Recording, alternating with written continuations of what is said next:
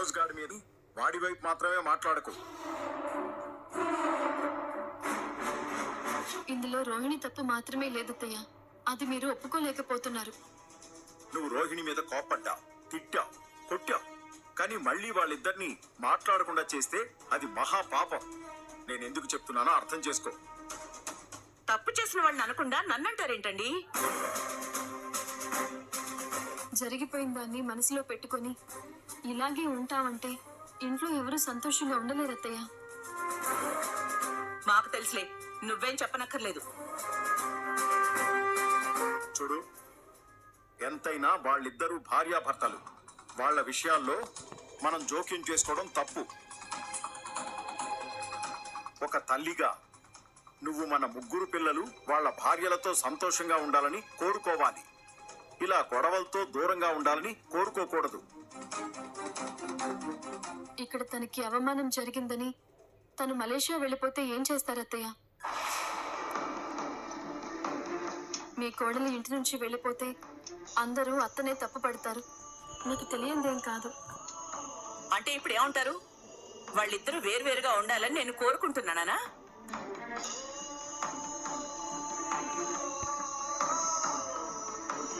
రోహిణి మీద నేను ఎంత ప్రేమ పెంచుకున్నాను, ఎంత నమ్మకం పెట్టుకున్నానో తెలుసా? కానీ అది నాకు చేసిందేంటి? దాన్ని చూస్తుంటేనే నా కుళ్ళు మండిపోతోంది.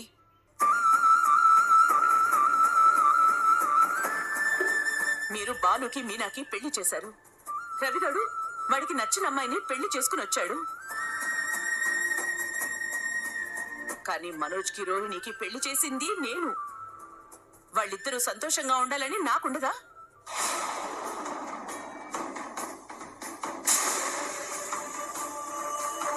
కానీ వాళ్ళిద్దరూ నన్ను మోసం చేశారు. అదే నేను తట్టుకోలేకపోతున్నాను. నాకు ఇంకేం చెప్పకండి, నన్ను ఇలా వదిలేయండి.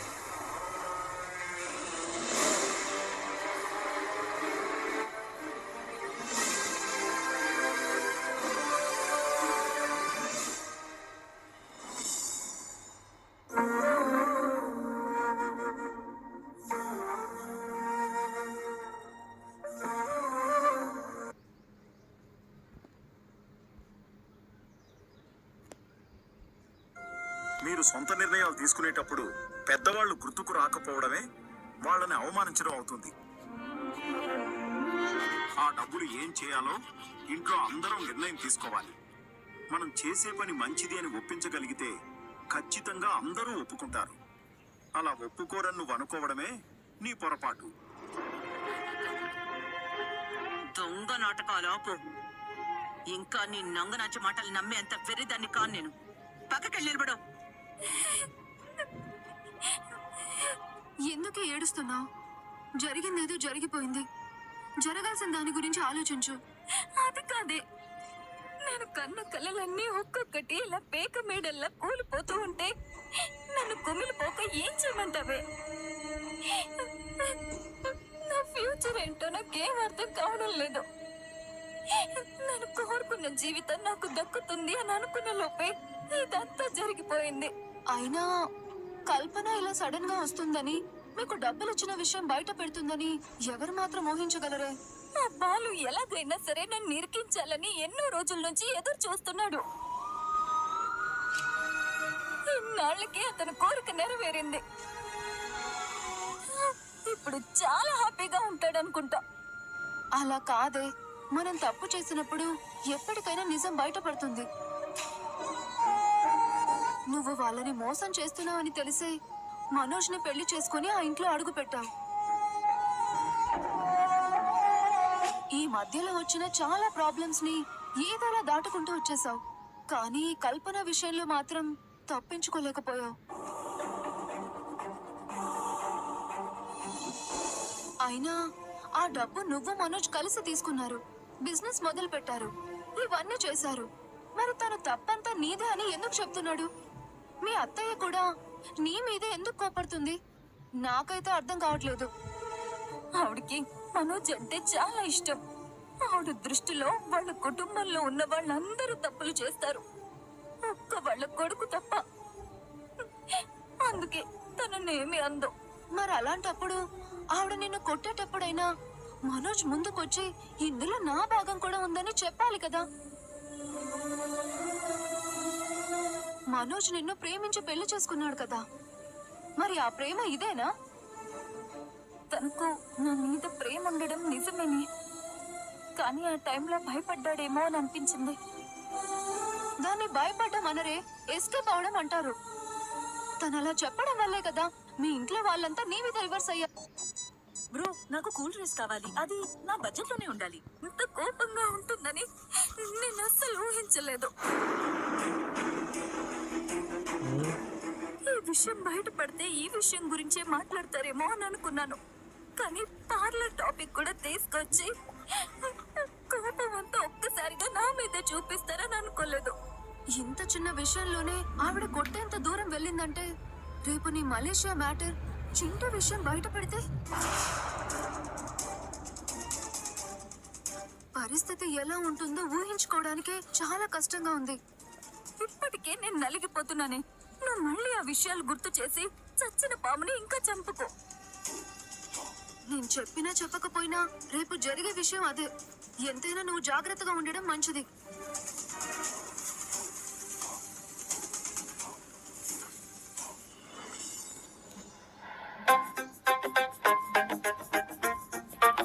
మీనా, విషయం నాన్నతో చెప్పావా? చెప్పానండి. తను నీకు ఇప్పుడు సంతోషంగా ఉందా అని అడిగింది. అయినా నువ్వు పార్లర్ రమ్మని చూసి అయ్యో పాపం అనుకుంటున్నావు. ఇదే మీ ఇద్దరికి తేడా. తను ఒక మాట అందని తిరిగి నేను అంటే ఈ ఇంట్లో కలిసి ఉండలేము. అయినా నేను అలాంటి మాటలు పెద్దగా పట్టించుకోను.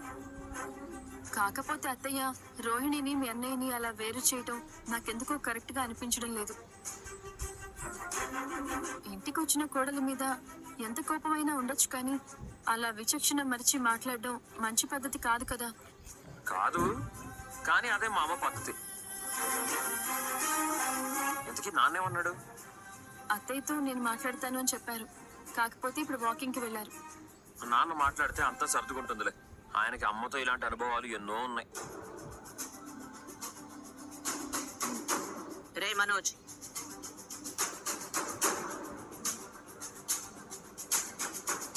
అమ్మా, రోహిణితో మాట్లాడావా? లేదమ్మా, మాట్లాడలేదు. నువ్వు మాట్లాడద్దన్నావు కదా. అమ్మ మాట్లాడొద్దని వీడు పార్లర్ అమ్మతో మాట్లాడడం మానేశాడు. ఎక్కడుందంట? ఏమో తెలీదమ్మా, షోరూమ్కి అయితే రాలేదు. పొద్దుననగా వెళ్ళిపోయింది, ఇంకా ఇంటికి కూడా రాలేదు. ఎక్కడుందో ఏంటో మరి. భార్యతో మాట్లాడాలంటే అమ్మ అనుమతి తీసుకోవాలనుకుంటున్నాడు ఈ పిచ్చి సన్నాసి. నేనైతే పొరపాటును కూడా అలా చేయను.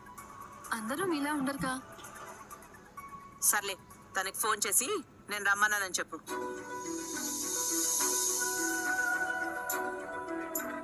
నిజంగానే రమ్మని చెప్పాలమ్మా. నీ కోపం తగ్గిపోయిందా? China phone. కోపం సంగతి ఏమోలే, ఎంతసేపని బయటే ఉంటుంది. రమ్మని చెప్పు. సరే, ఇప్పుడే ఫోన్ చేసి చెప్తాను.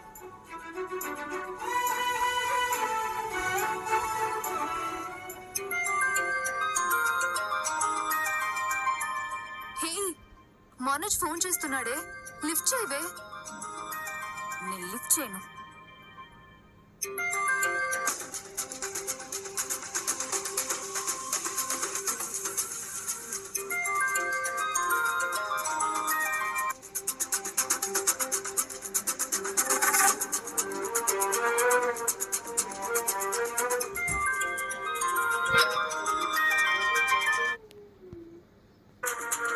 మళ్ళీ చేస్తున్నాడే.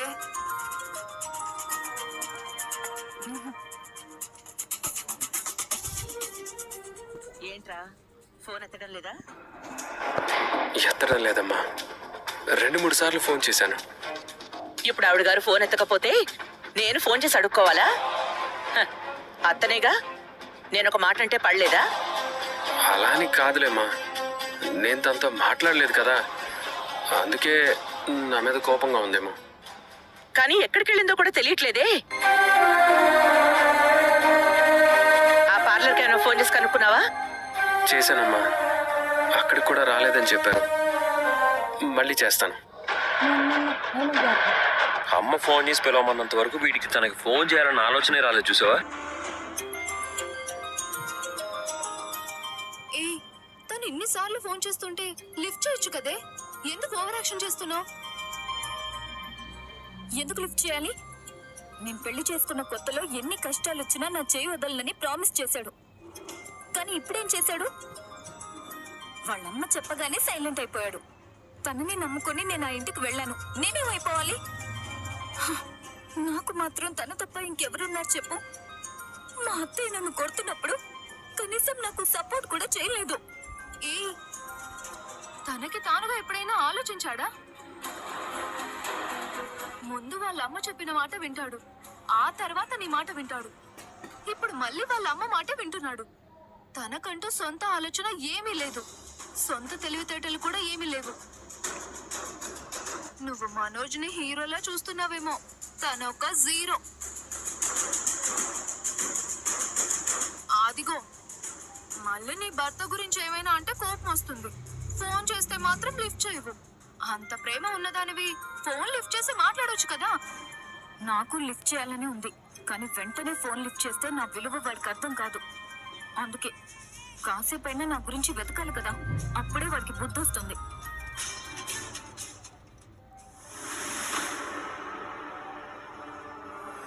అబ్బాయిలు కోపంగా ఉంటే బార్కి వెళ్తారు, బాధపడతారు, మొత్తం అక్కడే కక్కేస్తారు, తర్వాత ఇంటికి వచ్చేసి మామూలు అయిపోతారు. కానీ అమ్మాయిలు అయితే వాళ్ళకి తెలిసిన వాళ్ళ ఇళ్ళకి వెళ్తారు. కానీ రోహిణి వాళ్ళ అమ్మగారు లేరు, వాళ్ళ నాన్నేమో మలేషియాలో ఉన్నారు కదా, ఇంకెక్కడికి వెళ్తుంది? వాళ్ళ అమ్మ లేకపోతే ఏంటి, తన స్నేహితురాలు ఉంది కదా, వాళ్ళ ఇంటికి వెళ్ళిందేమో. అంటే రోహిణి వాళ్ళ ఫ్రెండ్ విద్య వాళ్ళ ఇంట్లో ఉందంటారా? మనం ఇక్కడ తన గురించి ఇంత ఆలోచిస్తున్నాం, కానీ వాడిని చూడు, మన్ను తిన్న పావులాగా ఎలా ఉన్నాడు. అమ్మా నేను విద్యకి ఫోన్ చేసి చూస్తాను. వాళ్ళ ఇంట్లో ఉంటుందంటావా? ముందేమో అనిపిస్తుందమ్మా. మన మాటలు విన్నాడు, సొంత తెలివితేటలు అన్నట్టేమో అమ్మ ముందు ప్రదర్శిస్తున్నాడు.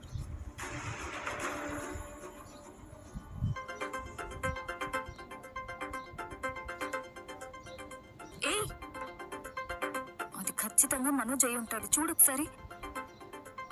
నిజమేనే, మనోజ్ నాకు ఫోన్ చేస్తున్నాడు.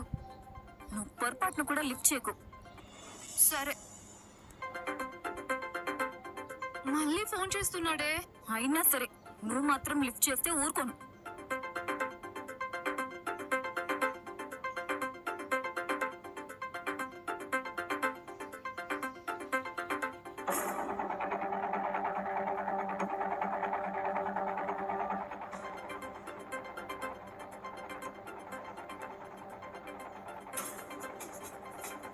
ఏయ్, నీకెన్నిసార్లు చెప్పాలి? ఫోన్ మాత్రం లిఫ్ట్ చేయకు.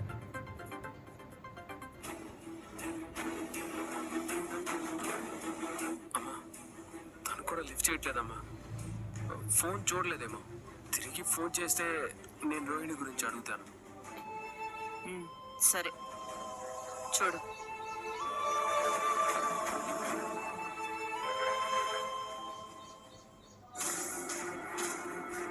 తిరిగి ఫోన్ చేస్తే అప్పుడు పార్లర్ అమ్మ గురించి అడుగుతాడంట. వీడు నాకు అస్సలు అర్థం కాదు. ఎవరెన్నన్నా తను మాత్రం మారడండి. ఎందుకు, మీరు వదిలేయండి.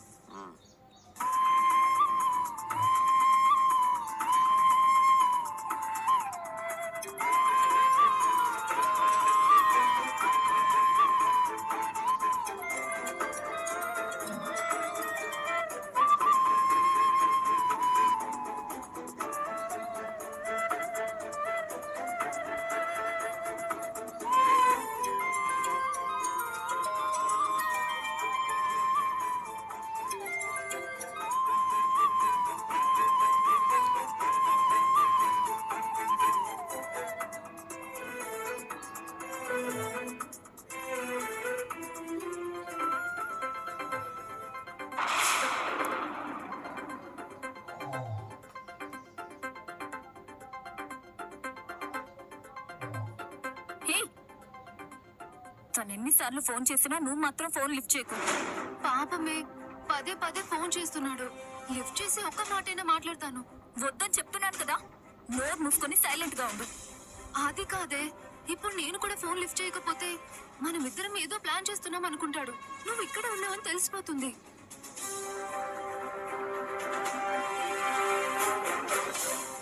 సరే లిఫ్ట్ చేయి, కానీ నేను ఇక్కడ ఉన్నట్టు మాత్రం చెప్పుకో. సరే. ఆ మనోజ్, రోహిణి ఇక్కడ లేదు.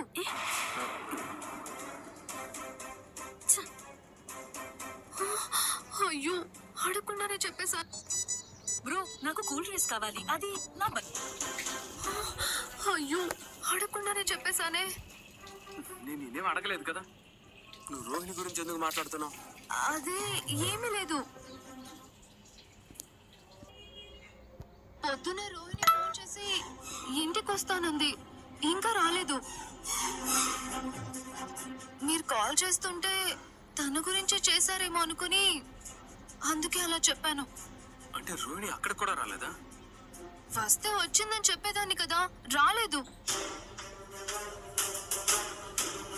దానికి ఏమైనా చెప్పాలా? ఏం లేదు, అమ్మ తనని ఇంటికి రమ్మని చెప్పింది. ఆ విషయం చెప్పాలనే కాల్ చేస్తున్నాను.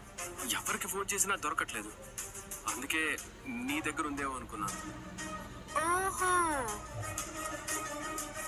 అంటే మీ అమ్మగారు ఫోన్ చేసి పిలవమంటే మీరు ఫోన్ చేస్తున్నారా? బాగుంది.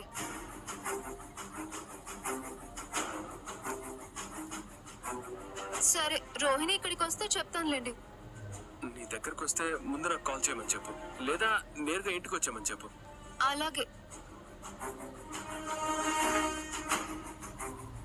మీ అత్తయ్య ఇంటికి రావచ్చు అన్నారంట, వెళ్ళొచ్చు కదా. ఏం మాట్లాడుతున్నావే? నేనెందుకు వెళ్ళాలి? రమ్మంటున్నారు కదా. నా బాధ అది కాదే. వాళ్ళమ్మ రమ్మని చెప్పమంటే తప్ప తనకి నాకు ఫోన్ చేయాలనిపించలేదా? నువ్వు లేకపోతే నాకేదోలా ఉంది, చూడాలనిపిస్తుంది అని ఒక్క మాట చెప్పొచ్చు కదా. కాల్ చేయొచ్చు కదా. కనీసం మెసేజ్ అయినా చేశాడా? లేదు. నిజం చెప్తున్నానే, మనోజ్ పెద్ద పెద్ద చదువులు చదివాడే కానీ మెచ్యూరిటీ లేదు. ప్రతిదీ వాళ్ళమ్మ చెప్పిందే వింటాడు. ఈ విషయంలో నేను చాలా డిసప్పాయింట్ అయ్యానే. నాకు అదే అనిపిస్తుంది. ఈ రోజు వాళ్ళ అమ్మ రమ్మందని రమ్మంటున్నాడు, రేపు వదిలేయంటే వదిలేస్తాడా? తను ఎప్పుడు సొంతంగా ఆలోచించడా? ఆ డబ్బు విషయంలో తనది కూడా తప్పే, కానీ ప్రాబ్లం వచ్చాక నిన్నే ముందుకు నెట్టి తను వెనక్కి వెళ్ళిపోయాడు. రేపు ఇంకేదైనా జరిగితే నీకు సపోర్ట్ చేస్తాడన్న నమ్మకం నాకైతే లేదు. చెప్పు, నువ్వు మనోజ్ని నమ్ముతున్నావా? దాని సంగతి ఏంటో తెలియదు కానీ వాళ్ళమ్మ రమ్మంది కదా, వెళ్తాను. సరే, వెళ్ళి ఆవిడ్ని మేనేజ్ చేయడానికి ట్రై చేయి, కానీ మనోజ్ మీద ఫైర్ అవ్వకు. తను తోలుబొమ్మ లాంటివాడు. నువ్వేమైనా అంటే మీ అత్తయ్యకి నీ మీద కోపం ఇంకా ఎక్కువైపోతుంది. అవును, ఇప్పుడు ఆవిడకి శృతి ఇష్టమైన కోడలైపోయింది కదా. డబ్బుంది కదా. మరి నువ్వు మలేషియా నుంచి వచ్చిన ఇప్పుడు డబ్బున్న వాళ్ళకి విలువ ఎక్కువే. అత్తయ్య నా మీద అనుమానం పెట్టుకుని ప్రశ్నల మీద ప్రశ్నలు అడుగుతుంది. పరిస్థితి అలా ఉన్నప్పుడు అక్కడికి వెళ్ళాక మనోజ్ మీద కోపం చూపించుకో. ఇప్పుడు కోపం చూపించే టైం కాదు. మనోజ్ని నా వైపు తిప్పుకోవాలి. ఎలా తిప్పుకోవాలో నాకు బాగా తెలుసు. సర్లే, ఏదైనా ఉంటే నేను చూసుకుంటాను. జాగ్రత్త. సరే.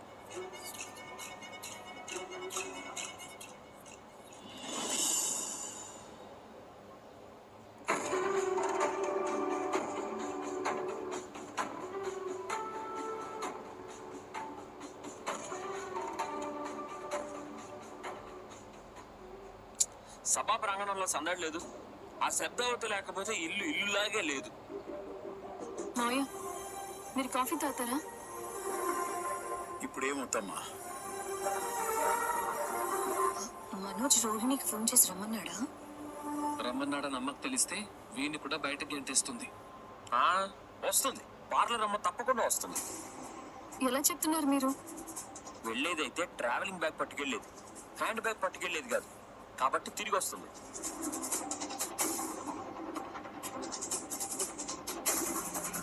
కాఫీ తాగుతావురా? వద్దు. ఇక్కడ ఇంతమంది ఉండగా వాడొక్కడే మనిషిలా కనిపించాడా? ఏమో అత్తయ్య ఇక నుంచి అందరికీ కాఫీ పెట్టిస్తారేమో. నాకు కాస్త పని భారం తగ్గుతుంది. ఊరుకో మీనా, భయపెట్టుకో.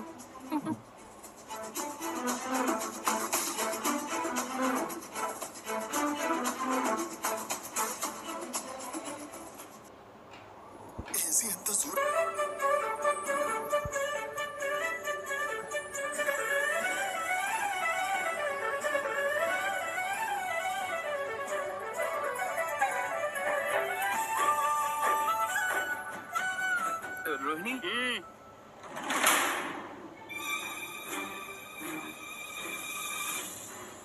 ఎవరు వచ్చింది? నేను నేను అంటే? రోహిణి, రోహిణి అంటే? మనోజ్ భార్యని. మనోజ్ భార్య అయితే నేను ప్రభావతి గారి కోడలు వచ్చాను. మరి ప్రభావతితో చెప్పి వెళ్ళాలి కదా. ఆ, నేను పని మీద వెళ్ళాను. వెళ్ళేటప్పుడు ఏదో అని వెళ్ళావు కదా. రాను అనలేదు. వస్తానని కూడా అనలేదు. పని పూర్తవగానే వచ్చాను. ఇది బస్ స్టాండ్ కాదు, తెలుసు. రైల్వే స్టేషన్ అంతకన్నా కాదు.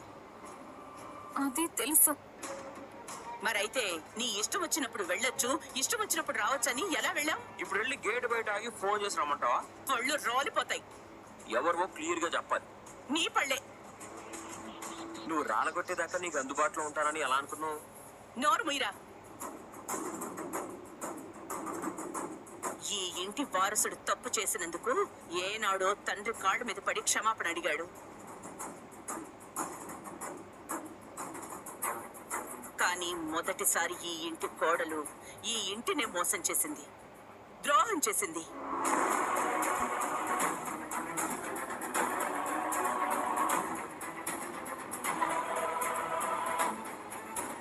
దీన్ని నేను మామూలుగా తీసుకోను. ఇది 45 లక్షలతో ముడిపడిన సమస్య కాదు. ఈ ఇంటి పరుపు ప్రతిష్టలకు, ఈ ఇంటి పెద్దల నమ్మకాలకు సంబంధించిన విషయం. విన్నావుగా రోహిణి, ఆంటీ చెంపదెబ్బ కొట్టారని వెళ్ళిపోతే ఎలా? నేను అత్తయ్య కొట్టారని వెళ్ళలేదు. నాకు అమ్మ లేదు. అత్తయ్యనే మా అమ్మ అనుకున్నాను.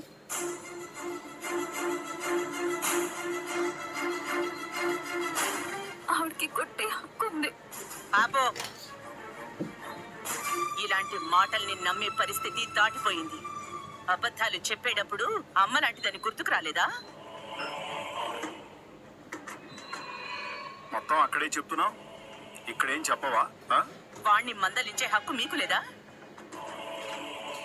నీకు లేదా? వదిన మీద చేయి చేసుకుని వీడెందుకు వదిలేసావు అమ్మా? రే, చచ్చిన పావుని ఇంకా చంపకరా. రే, చచ్చినా బతికినా పాము పామేనని వాడే ఒప్పుకుంటున్నాడు రా. ఏం చెప్తారో చెప్పండి. ఇక నుంచి ఏ తప్పు జరగడానికి వీల్లేదు అని చెప్పండి. అత్తయ్య, అత్తయ్య నన్ను క్షమించండి అత్తయ్య.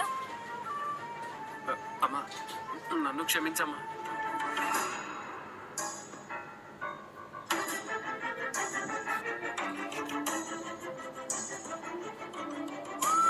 నువ్వు బాగా డబ్బున్న అమ్మాయిని కోడలుగా తెచ్చుకున్నా. తనని బాగా చూసుకోకపోతే ఏదో ఒకరోజు నీ మీద కోపం వచ్చి నీకు దూరం అయిపోతుంది. మా అత్త నాతో సరిగ్గా ఉండట్లేదులే అని నిన్ను వదిలేసి మనోజ్ని తీసుకుని బయటకు వెళ్ళిపోయిందే అనుకో, అప్పుడేం చేస్తావు?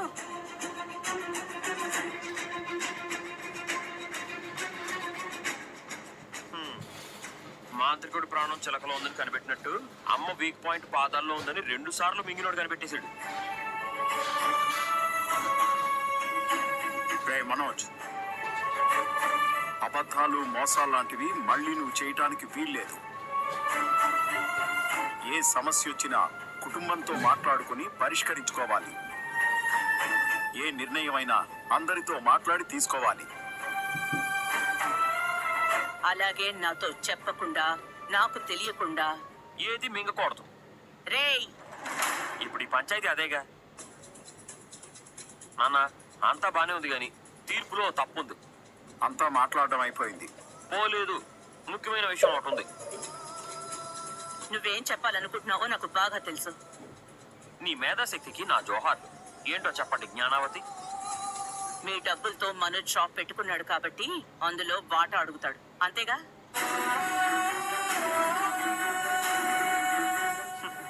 నాకు డబ్బులో భాగం వద్దు. రే రవి, నీకు కావాలా? నేను మనిషిని. మనోజ్వి కాదా? కాదు. కాబట్టే నేను కూడా భాగం అడగను. నువ్వు ఒంటరిగా నిర్ణయం తీసుకొని ధైర్యంగా బెడ్రూమ్ లోకి అడుగు పెట్టగలవా? డబ్బుడమ్మ అభిప్రాయం కూడా అడుగు. షేవింగ్స్ మీద ఆశ లేదు. మరి మీనా అభిప్రాయం అడగవా?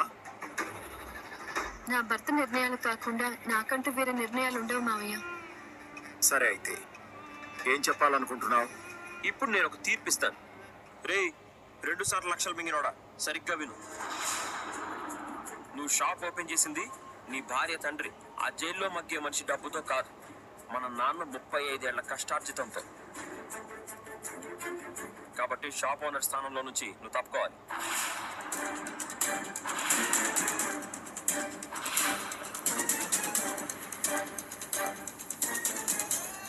అయితే నువ్వు ఓనర్ అవ్వాలనుకుంటున్నావా? చెప్పేది పూర్తిగా వినకుండా నోరు జారితే గోడకేసి కొడతా. నాకు 2 సొంత కార్లు ఉన్నాయి, కాళ్ళు ఉన్నాయి. భార్య కాళ్ళ మీద, మావ కాళ్ళ మీద, తండ్రి కాళ్ళ మీద నిలబడి బతకాల్సిన కర్మ నీకులాగా నాకు లేదు. కాబట్టి నీ బదులుగా షాప్ ఓనర్ గా నాన్ననే కూర్చోబెట్టాలి.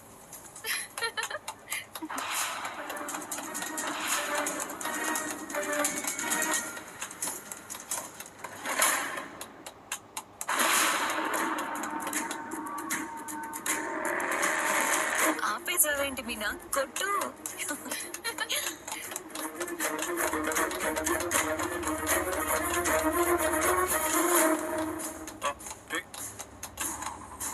నువ్వు మేనేజర్ గా ఉండి ప్రతి వారం నాన్నకి లెక్కలు చూపించాలి. రే, ఇవన్నీ నాకెందుకురా? నాన్న, మీ డబ్బు మీ షాపు అంతే. సూపర్. సూపర్. సూపర్. ఇదే అంతిమ తీర్పు, పేదరాయుడి తీర్పు.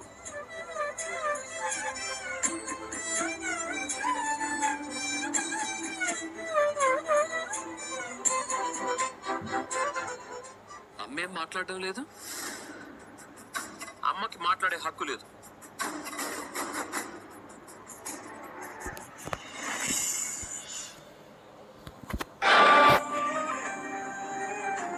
ఇలాంటి మాటల్ని నమ్మే పరిస్థితి దాటిపోయింది. అబద్ధాలు చెప్పేటప్పుడు అమ్మ లాంటిదని గుర్తుకు రాలేదా?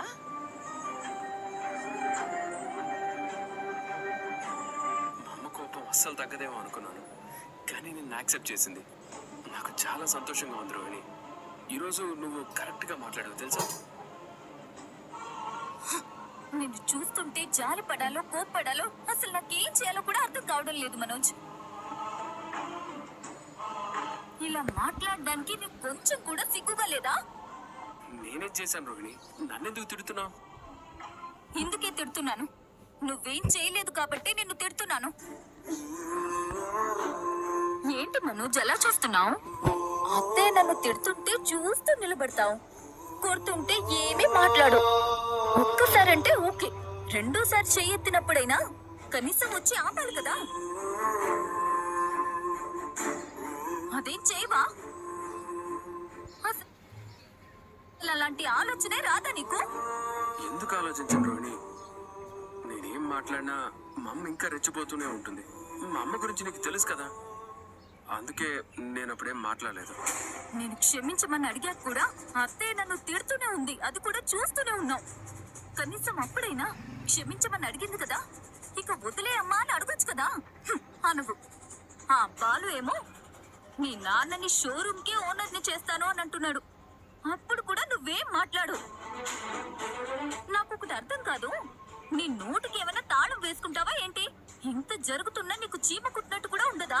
అప్పుడు నేను ఎంత బాధపడ్డానో నీకు తెలుసా? నన్ను తక్కువ చేసి తిడుతున్నప్పుడు నీకేమీ అనిపించదు. నిన్ను ఓనర్ గా తీసేసి మీ నాన్నని పెడతా అన్నప్పుడు మాత్రం బాధపడిపోతావు. ఇక్కడ కూడా నీ స్వార్థం చూపిస్తున్నావు కదా. అయినా నాకు అర్థం కాదు, అసలు నేను ఇదంతా ఎవరి కోసం చేశాను మనోజ్? నా కోసం చేసుకున్నానా? మన కోసమే కదా చేశాను. ఇంకా గట్టిగా చెప్పాలంటే నీ కోసం చేశాను. కానీ నీకు అసలు ఆ ఆలోచనే రాదా? అదేంటి రోహిణి, నన్ను నువ్వు తక్కువ చేసి మాట్లాడావు కాబట్టే మా అమ్మ కోపం వచ్చింది. ఆవిడ నీ మీద చేయి చేసుకుంది. నేనేం అబద్ధం చెప్పలేదే. నిన్ను ఓనర్గా చేయడానికే కదా ఇవన్నీ చేశాను. నువ్వు ఓనర్ పొజిషన్ లో ఉంటే నిన్ను చూసి సంతోషపడాలని అనుకున్నాను. ఒకటి చెప్పు, మీ అమ్మ అసలు నీ కోసం ఏమైనా చేసిందా? నిన్ను చదివించింది మీ నాన్నంటే మాత్రం ఆవిడకి రోషం పొడుచుకొచ్చేసింది, కోపం కట్టలు తెంచుకొచ్చేసింది. కనీసం అప్పుడైనా నువ్వు నాకు సపోర్ట్ చేయాలి కదా. కల్పన దగ్గర డబ్బులు తీసుకొని షోరూమ్ ఓపెన్ చేయడానికి ఐడియా ఇచ్చింది ఎవరు? నేనే కదా. ఆ డబ్బులు ఏమైనా నా సొంత ఖర్చుల కోసం వాడుకున్నానా? కానీ నువ్వు తీసుకెళ్లిపోయి నన్ను ఇరికించావు. ఒక్కసారి కాకపోయినా ఒక్కసారైనా నువ్వు మీ అమ్మ దగ్గర నా గురించి మంచిగా చెప్పలేకపోయావు. ఇంత జరిగిన తర్వాత కూడా నువ్వు షోరూమ్ లోనే ఉన్నావు తప్ప నా దగ్గరకు వచ్చి సారీ అనే మాట కూడా నీ నోట్ కదా. నేను తప్పు చేయలేదు రోహిణి, చాలా క్లియర్ గా ఉన్నాను, కరెక్ట్ గా ఉన్నాను. నువ్వు చేసింది నీకేం తప్పుగా అనిపించదు మనోజ్. నేను నిన్ను ఓనర్ని చేశాను, కానీ 2 సంవత్సరాల్లో నువ్వు ఆ షోరూమ్ ని నిలబెట్టలేకపోయావు. ఇప్పుడు మావయ్యని బాలు ఓనర్ని చేశాడు. ఇంకొన్ని రోజుల్లో నిన్ను కూడా అక్కడి నుంచి తీసేస్తాడు.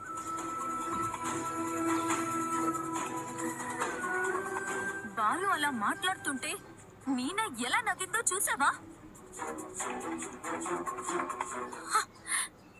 నాకెంత సిగ్గుగా అనిపించిందో తెలుసా? అయినా నేను లేకపోతే నీ పరిస్థితి ఏంటి? నువ్వెక్కడుండేవాడివి? అసలు నిన్ను ఎవరు పట్టించుకునేవాళ్ళు?